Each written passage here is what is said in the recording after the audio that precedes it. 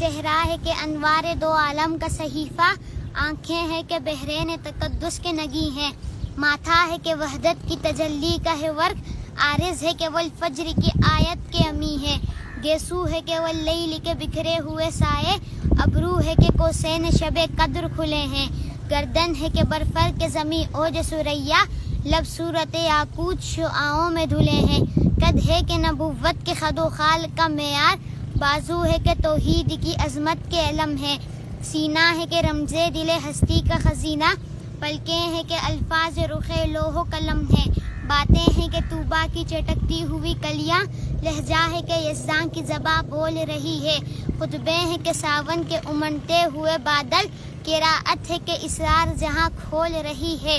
یہ دانت یہ شیرازہ شبنم کے تراشے، یاقوت کی وادی میں دمکتے ہوئے ہیرے، شرمندہ تاب لب دندان پیغمبر، حرف بسنا خوانی و خامہ بسریرے، یہ موج تبسم ہے کہ رنگوں کی دھنک ہے، یہ عکس متانت ہے کہ ٹہرا ہوا موسم، یہ شکر کے سجدے ہیں کہ آیات کی تنزیل، یہ آنکھ میں آنسو ہے کہ الہام کی رمجم، کہنے کو تو ملبوس بشر اوڑھ کے آیا، لیکن تیرے احکام فلک پر بھی چلے ہیں، انگلی کا اشارہ تھا کہ تقدیر کی ضربت، مہتاب کے ٹکڑے تیرے قدموں میں گرے ہیں، کہنے کو تو فاقوں پر گزری تیری راتیں، اسلام مگر اب بھی نمک خوار ہے تیرا، تو نے ہی سکھائی ہے تمیز من و یزداں، انسان کی گردن پہ صدا بار ہے تیرا، کہنے کو تیرا فقر تیرے فخر کا باعث، لیکن تو سخاوت کے سمندر کا کنارہ، کہنے کو تیرے سر پہ ہے دستار یتیمی، لیکن تو زمانے کے یتیموں کا سہارا۔